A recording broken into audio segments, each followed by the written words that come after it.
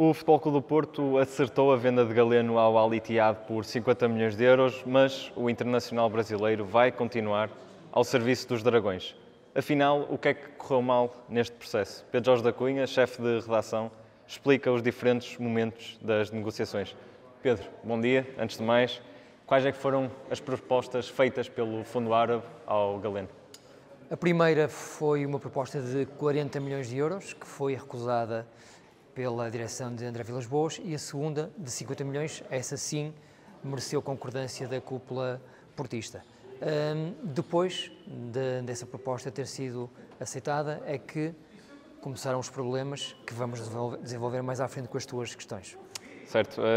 Nesta segunda pergunta eu gostava de saber se os clubes efetivamente trocaram documentos vinculativos, porque importa saber naturalmente.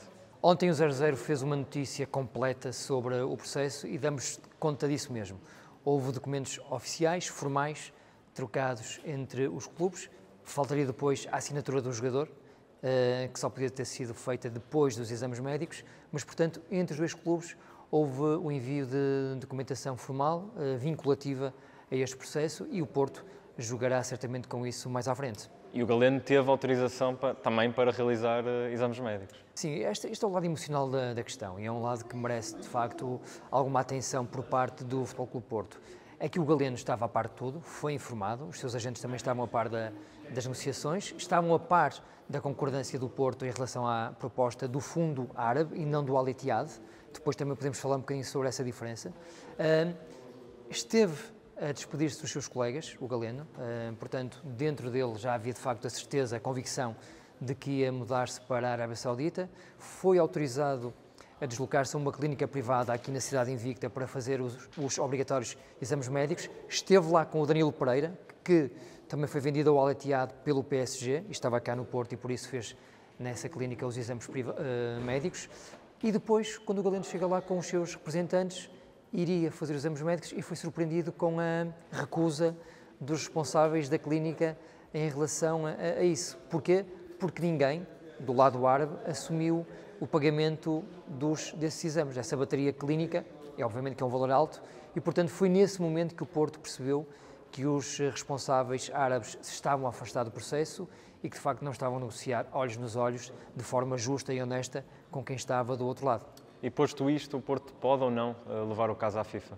Nesta altura, nem o Departamento Jurídico do Porto tem essa resposta. O que nós sabemos, depois de falar também com alguns advogados que trabalham no direito do desporto ao longo do dia de ontem, é que de facto há aqui alguns pormenores que podem levar o Porto a avançar para uma queixa. De qualquer maneira, ontem, em comunicado oficial, o Porto já anunciou que vai fazer uma comunicação, um protesto, se preferirmos, junto do chairman da Liga Saudita e junto do chairman do Al Ittihad, que era o clube que iria receber o Galeno na Arábia Saudita.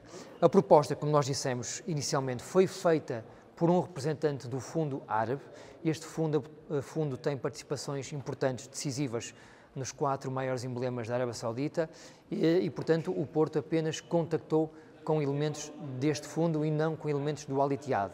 Vale a pena acrescentar que o Al Ittihad tem como CEO Domingos Soares de Oliveira, que é um antigo dirigente do Benfica, o braço direito de Luís Filipe Vieira e depois de Rui Costa, na pasta financeira da SAD encarnada. É ele que nesta altura toma as decisões do lado do Al Ittihad. Não sabemos qual foi a participação de Domingos Soares de Oliveira nesta embrulhada em que Galeno acabou por se ver envolvido sem qualquer responsabilidade. Do lado do Porto também me parece que não podia ter sido feito nada de forma diferente, portanto a direção negociou com o representante árabe, recusou a primeira proposta, aceitou a segunda e depois deu autorização para Galeno avançar com os exames médicos e a partir daí houve um silêncio de várias horas do lado árabe, um silêncio que preocupou bastante e desagradou, provocou profundo desagrado na equipa de André Vilas-Boas.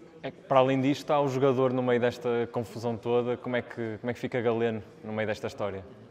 Pois, agora vamos ver como é que Galeno vai reagir. De qualquer maneira, antes de falar sobre o jogador, Diogo, eu queria apenas só dar aqui um apontamento mais técnico, mais de direito, porque de facto com quem falamos ontem, com os advogados com quem contratamos ontem, foram 2 nomes respeitados na nossa praça, especialistas em direito desportivo, e ambos nos falam que pode ter havido aqui da parte do Al Ittihad ou do Fundo de Investimento Árabe, litigância de má-fé.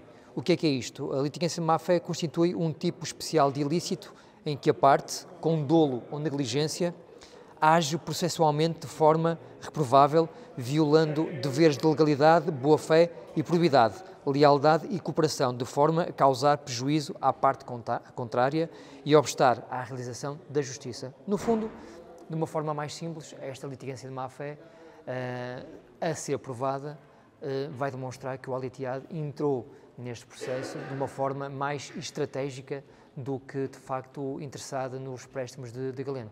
Claro que provar isto será muito difícil, mas o Porto está, nesta altura, a consultar o processo e a ver se, de facto, tem ferramentas necessárias para avançar junto da FIFA ou não com uma queixa formal. E em relação a Galeno, de facto é complicado viver este estudo e agora continuar no Porto. Voltando a isso, julgo que nesta altura é a parte que mais interessa aos responsáveis do Futebol Clube Porto, é reabilitar emocionalmente, recuperar Galeno.